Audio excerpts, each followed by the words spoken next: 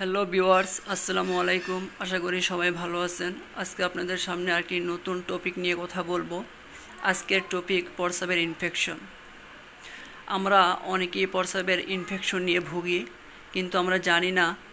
না জানার কারণেই প্রস্রাবের ইনফেকশন নিয়ে আমাদের অনেক দিন ভুগতে হয়। আজকের এই ভিডিওতে আমরা জানবো প্রস্রাবের ইনফেকশন কী, প্রস্রাবের ইনফেকশন হলে কি কি সমস্যা দেখা দেয় শরীরে, প্রস্রাবের ইনফেকশনের লক্ষণ কী, প্রস্রাবের ইনফেকশন হলে আমরা কি চিকিৎসা নিব, কিভাবে ওষুধ খাবো, কতদিন খাবো, কতদিনে এই প্রস্রাবের ইনফেকশন ভালো হবে, এই সংক্রান্ত সব তথ্য নিয়ে আজকের আমার এই ভিডিও।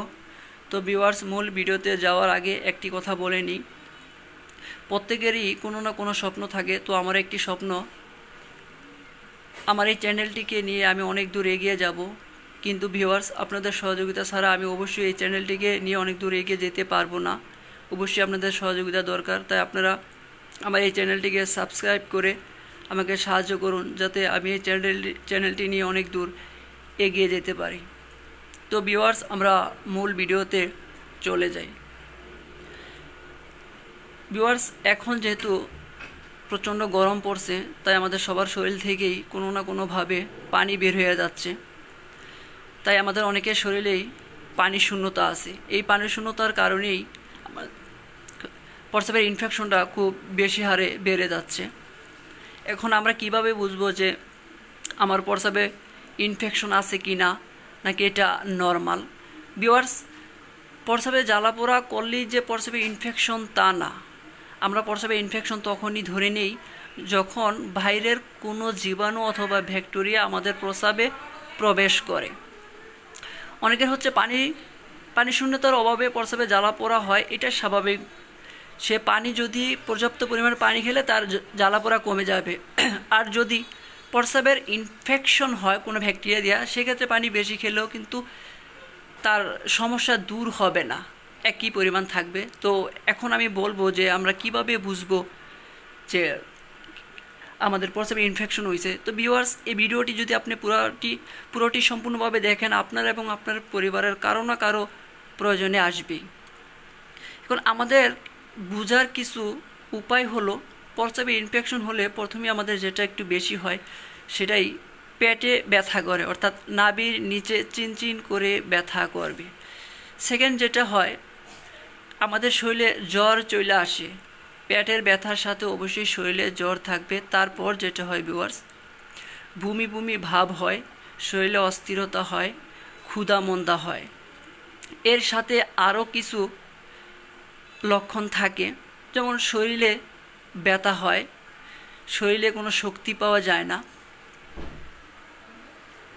এরকম কিছু সিমটম দেখলে আপনারা বুঝবেন যে আপনার প্রস্রাবে ইনফেকশন হয়েছে। তো যদি ইনফেকশন হয়ে থাকে, আপনারা দেখতে পাচ্ছেন যে আমার সামনে কতগুলো মেডিসিন আছে। এই মেডিসিনগুলো এখন আমি বলবো যে ইনফেকশন হলে এই মেডিসিনগুলো আপনারা কিভাবে খাবেন। দেখেন, এখানে ছোটদের এবং বড়দের উভয়ের জন্য এখানে আমার ওষুধ রাখা আছে। আপনাদের বোঝানোর ক্ষেত্রে আমি এখন বলবো যে কিভাবে আপনারা এই ওষুধটি খাবেন। আগে আপনার কনফার্ম হতে হবে যে আপনার প্রস্রাবে ইনফেকশন হয়েছে কি না। এতক্ষণ আমি যা যা বললাম এগুলোর সাথে যদি আপনার মিলে যায়, তাহলে আপনি বুঝে নেবেন যে আপনার প্রস্রাবের ইনফেকশন আছে। প্রথমে আপনারা যেটা করবেন, যেহেতু আমাদের শরীরে পানি শূন্যতা এখন অনেক বেশি, তাই অ্যালকোলি সিরাপ নিয়ে আগে আমি কথা বলবো। আপনারা দেখতে পাচ্ছেন যে একটা অ্যালকোলি সিরাপ কতগুলা কাজ করে। তো আমরা মূলত অ্যালকোলি দিই শরীরের পানির যে ভারসাম্য তা রক্ষা করার জন্য। দেখেন, এই বড় অ্যালকোলি সিরাপটা বড়দের যদি কারো প্রস্রাবে ইনফেকশন হয়ে থাকে তারা খাবে, ছোটদের যদি কারো প্রস্রাবে ইনফেকশন হয়ে থাকে তারা খাবে। এই অ্যালকোলি সিরাপ প্রস্রাবে ইনফেকশন ছাড়াও খেতে পারবে ভিউয়ার্স। যাদের হচ্ছে প্রস্রাবে জ্বালাপোড়া করে তারাই খেতে পারবে। এটা খেলে শরীরে পানির ভারসাম্যতা রক্ষা পাবে। দুটা সিরাপ একই, একটা ছোট একটা বড়। কিভাবে খাবেন? এই সিরাপটা 1 গ্লাস পানির ভিতরে 3 চামচ নিয়ে গুলিয়ে পুরো পানিটা খেয়ে নেবেন সকালে, দুপুরে, রাতে, অর্থাৎ 3 বেলা। আর যদি ছোটদের হয় 1 থেকে 2 চামচ হাফ গ্লাস পানিতে গুলিয়ে 3 বেলা, সকালে, দুপুরে, রাত্রে। ভিউয়ার্স, এইটা হচ্ছে মূল ওষুধ টিসেপ।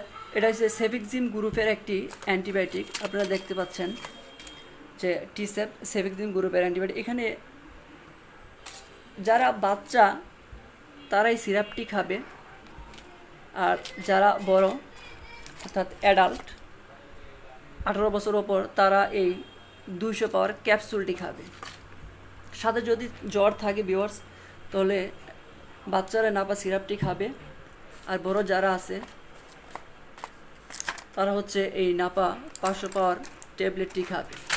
এখন অনেকের হচ্ছে এই ইনফেকশনের কারণে শরীরটা অনেক বেশি দুর্বল হয়ে যায়, যার কারণে আমি এখানে একটি জিঙ্ক বি ভিটামিন রাখছি, যাদের অনেকের সাথে পরিচিত। বাচ্চারা এই সিরাপটি খাবে আর বড়রা এই ট্যাবলেটটি খাবে। কারণ মূলত ভিউয়ার্স এখানে ডোজটা কীভাবে করবেন, ডোজ যেভাবে করবেন, জিঙ্ক বি সিরাপের ডোজটা এটার ভিতর দেওয়া আছে, আপনারা চাইলে দেখে নিতে পারবেন। যেমন 10 কেজির নিচে 1 চামচ করে দিনে একবার, 10 থেকে 30 কেজি 1 চামচ করে দিনে 3 বার, এবং 30 কেজির ওপরে 1 থেকে 2 চামচ দিনে 3 বার। অবশ্যই এটি খাওয়ার পর খাবে জিঙ্ক বি ট্যাবলেটটি। এটা অ্যাডাল্ট যারা আছে এরা 3 বেলা খেতে পারবে, সকালে দুপুরে রাত্রে একটি করে। অবশ্যই খাওয়ার পরে খাবে এই ভিটামিনটি। কিন্তু আমি ভিউয়ার্স বলবো যে আপনার প্রস্রাবে ইনফেকশন কমে যাওয়ার পর, অর্থাৎ এই ওষুধগুলো শুরু করার 5 দিন পর আপনি এই ভিটামিনটা শুরু করবেন, সেটা বাচ্চার হোক আর বড়দের হোক। আর টিসেপ যেটা আপনারা দেখছেন, যারা অ্যাডাল্ট একটি করে 2 বেলা 7 দিন খাবেন। আর এই সিরাপটি 1 থেকে 4 বছর পর্যন্ত হাফ চামচ করে 2 বার 7 দিন খাবেন। আর যারা 1 বছরের নিচে তারা 2 ml করে 2 বার 7 দিন খাবে। অবশ্যই এটি গুলিয়ে নিতে হবে।